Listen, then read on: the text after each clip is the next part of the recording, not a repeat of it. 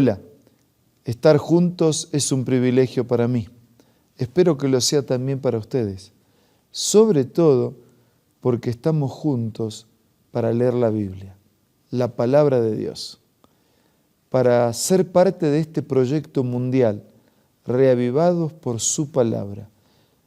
Reflexiones provenientes de un capítulo de la Biblia, un capítulo cada día, y así con el sueño de completar la lectura de toda la Biblia. Hoy nos dedicaremos a Josué capítulo 12. Antes vamos a orar. Padre nuestro, te damos gracias por tu palabra y te pedimos que nos bendigas y utilices tu palabra para hablar a nuestro corazón. En el nombre de Jesús, amén. El capítulo 12 de Josué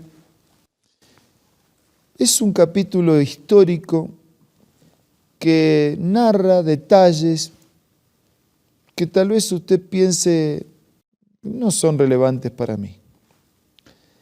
En la primera parte de este capítulo se enumeran todos los reyes que fueron derrotados por Moisés.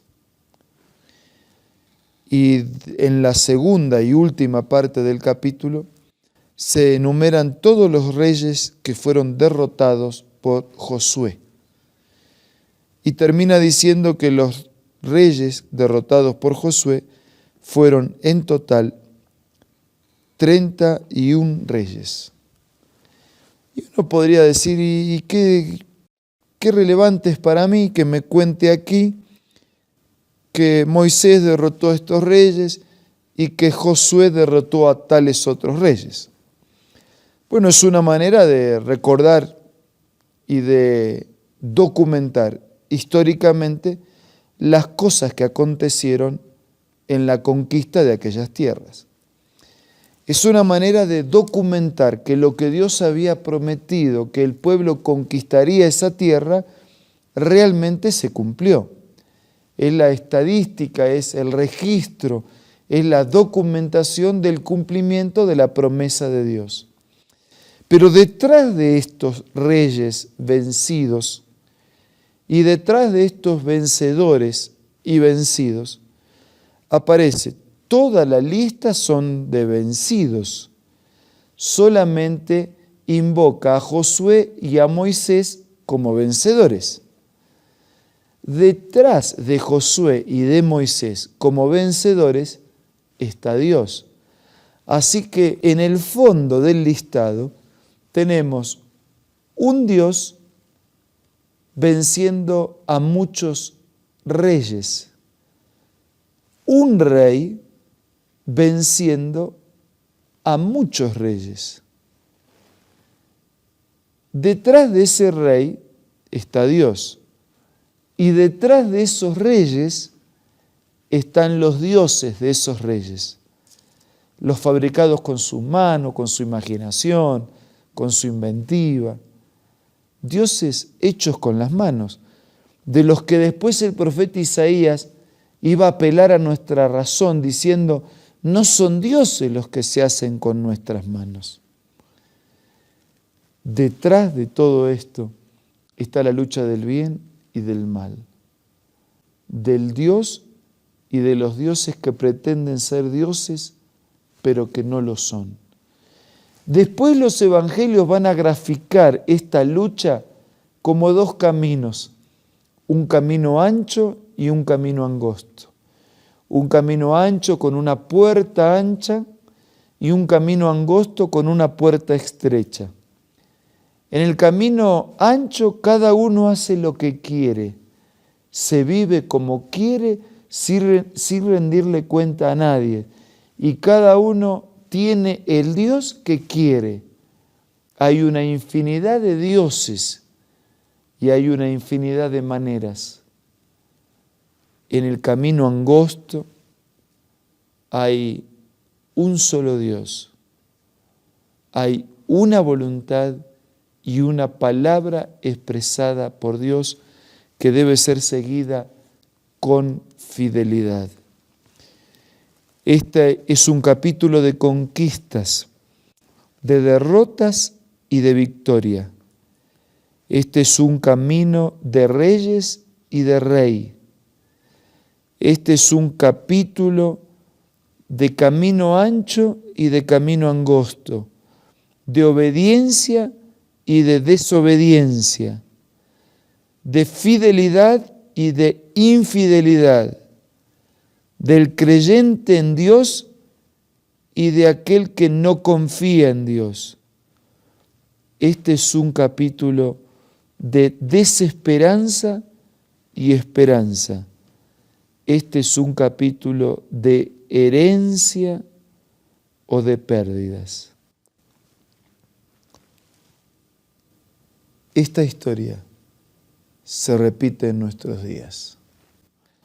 Hoy también hay infinidad de reyes, detrás de los cuales hay infinidad de dioses, detrás de los cuales hay infinidad de opiniones que preservan la actitud egoísta de cada persona. Esta historia se repite en nuestros días. Hoy también hay vencidos y vencedores. Hoy también hay exitosos y fracasados. Hoy también hay luchadores y los que ya no luchan. Hoy también hay desesperanzados y personas, seres llenas de esperanza. Hoy también dos caminos se abren ante nosotros. Uno de puerta ancha para vivir y hacer lo que quiero. El otro de puerta estrecha para vivir conforme a la voluntad de Dios. Uno parece ser derecho. Ya la Biblia lo anticipa. Hay camino que parece derecho, pero su fin es de muerte. El otro es un camino angosto, de renunciamiento, de entrega, de compromiso, pero de bendiciones, de recompensas y de eternidad. Todos, nos guste o no nos guste, todos los días optamos transitar por uno de estos dos caminos. ¿Cuál es tu elección? ¿Cuál es tu decisión? ¿Cuál es el camino a seguir? ¿Cuál es el propósito, el proyecto de tu vida? ¿En soledad? ¿Haciendo lo que quieres? ¿O en compañerismo y unidad con Dios, haciendo lo que Él quiere y lo que Él te ha propuesto y mostrado como lo mejor para tu vida? Amigos, tenemos una oportunidad única, tan cerca de perderlo todo y tan cerca de tenerlo todo. Aproveche, aproveche. Elija bien, elija lo mejor y tenga toda la bendición de Dios. Como cada día, esperamos este momento, este encuentro pactado ya con la palabra del Señor, con los libros del Espíritu de Profecía, con la inspiración que recibió Elena White, siguiendo a la misma manera que recibieron la inspiración los profetas del tiempo bíblico. Los escritos del Espíritu de Profecía, como ya había mencionado el pastor Bruno, no son para añadir verdades, sino para ayudarnos a comprender mejor, para un acercamiento, para ver los detalles y lo que tiene que ver con nuestra vida diaria. Vamos a dar la bienvenida a ustedes y de manera especial aquí nos acompaña cada día Pastor Bruno Razo. Es una alegría tenerlo. Gracias, Pastor Eber, y claro, es con mucho gusto que nos encontramos aquí y que nos encontramos con tantos amigos y hermanos amparando, ¿no? Buscando ser amparados en la promesa y en la premisa bíblica que dice que creyendo en Dios estamos seguros y que creyendo en sus profetas seremos prosperados. Sin duda, hemos visto en los capítulos anteriores todas las victorias que Dios les había dado Y ahora el capítulo 12 de Josué, estamos en el libro de Josué, hace una recapitulación de los reyes que habían sido derrotados, primero por Moisés al otro lado del Jordán, en el lado oriental, por donde habían ingresado, y luego enlista a los reyes cananeos que Josué había derrotado. Y en los días anteriores vimos que una coalición de reyes cananeos se había unido para combatir, pero Dios no lo permitió, Dios estaba con su pueblo y los derrota, ¿no? ¿Cómo fue derrotada la coalición cananea? ¿Qué nos dice el espíritu de profecía? El N de Juárez dice así: una a una fueron conquistadas las ciudades y Azor, la gran fortaleza de la confederación fue quemada. La guerra continuó durante varios años, pero cuando terminó, Josué se había adueñado de Canaán y la tierra descansó de guerra. Estas son algunas de las cosas que a veces a algunas personas les cuesta creer o aceptar de la Biblia, de Dios, ¿no?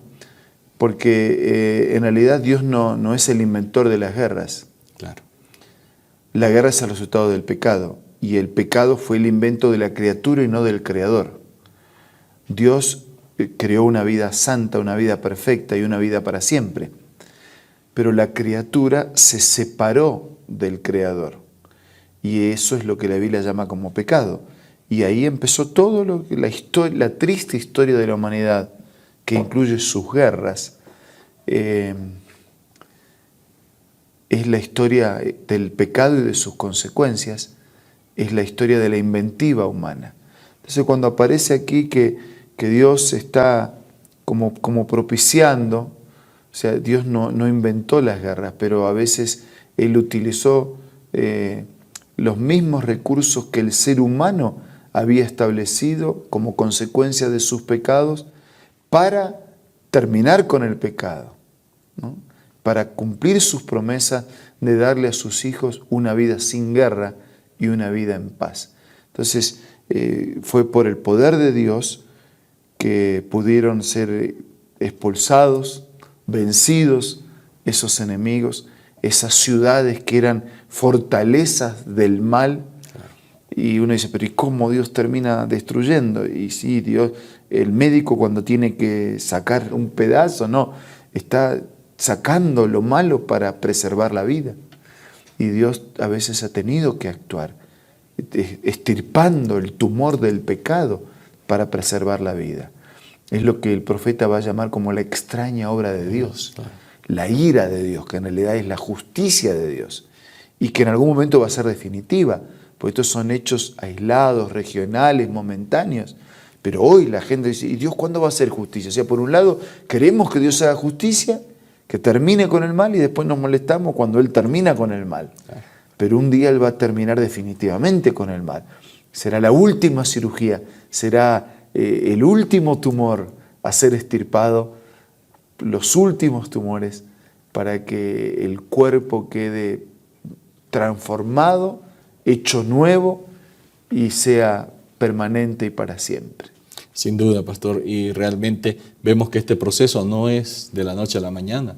Así como la guerra de Israel, por la brevedad de la Biblia, nosotros pensamos, fue un par de semanas, la toma de Jericó, luego la toma de Jai y las otras ciudades que vinieron.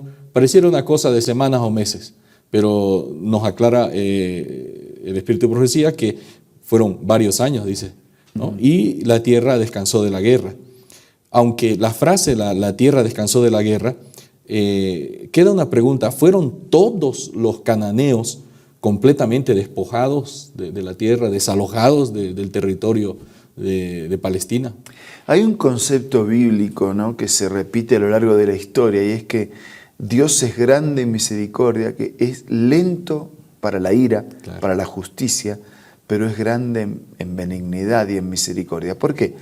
Porque en esos llamados de atención, en esos juicios, hay personas que en un llamado de atención lo que buscan es vengarse, claro, destruir. Pero Dios no busca vengarse. Lo que Dios busca es sacudir a las personas para que reaccionen y se salven.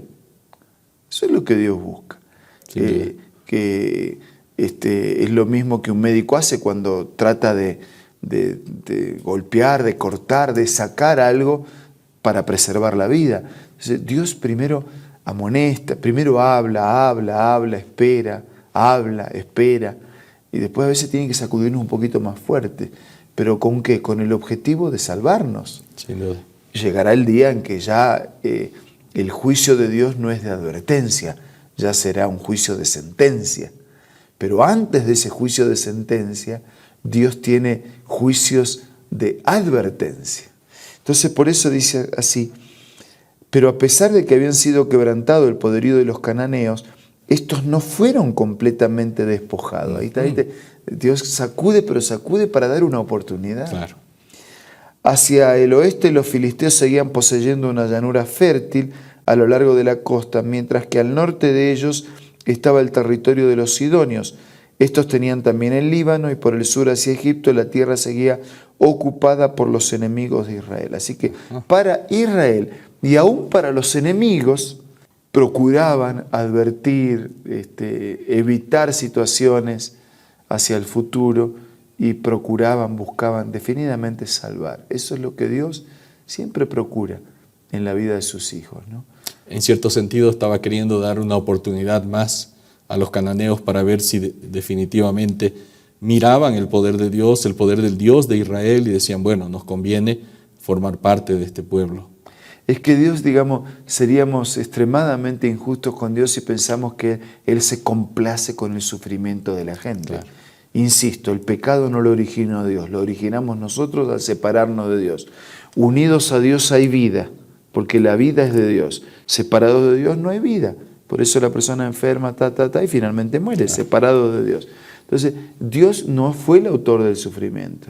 Y cuando lo permite, Él no se complace con nuestro sufrimiento, sino que utiliza el recurso del sufrimiento para ver si reaccionamos, para si nos volvemos a Él, nos arrepentimos, transformamos nuestra vida, cambiamos nuestro ser, nuestra existencia, y aprovechamos la oportunidad. Pastor, los israelitas estaban, podríamos decir, rodeados de enemigos. Y a pesar de eso, ellos estaban en posesión de la mayor cantidad de la tierra prometida. Qué oportunidad para testificar, ¿no? Dios les estaba dando una oportunidad a los pueblos cananeos de mirar, y una oportunidad a Israel de mostrar el poder, la magnificencia de ese Dios a quien servían. Siempre fue así, siempre. Ese siempre fue el propósito de Dios. Por eso la sublime oración de Jesús dice: no te ruego que los quites del mundo, sino que los guardes del mal.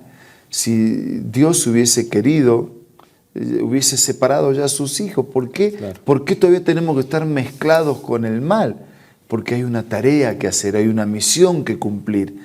Así como Dios me dio una oportunidad a mí, yo tengo que dar una oportunidad a otros. Ni siempre fue entendido así.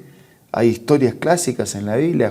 Jonás es una de esas, ¿no? Claro. Que Dios le pide que vaya a predicarle a los malos, y él dice: no puede ser que Dios se interese en los malos. Y gracias a Dios que Dios se interesa en los malos, porque así nosotros tenemos esperanza. Y cuando a Jesús lo criticaron, porque Él daba oportunidades para los últimos de la fila, Él, así con la firmeza y con el amor que caracterizaban sus dichos y sus hechos, dijo: pero yo soy un médico, y el médico se interesa en los enfermos, claro, no en los sanos. Los sanos no tienen necesidad de médico, y yo vine para curar enfermos. La buena lectura realmente enriquece nuestra vida, nuestra mente, nos edifica nuestro carácter. Vamos a tener un resumen de nuestros consejos de hoy y también recibir la bendición a través de la oración. Yo digo así muy breve: no tiene sentido insistir en alejarnos de Dios cuando Dios insiste en acercarnos a nosotros. Y los resultados son claros en ambos casos. Ahora vamos a orar. Señor, gracias por tu insistencia de buscar, de amar. Abraza fuertemente a todos, y en especial a los que más te necesitan. Oramos agradecidos en el nombre de Jesús. Amén. Amén.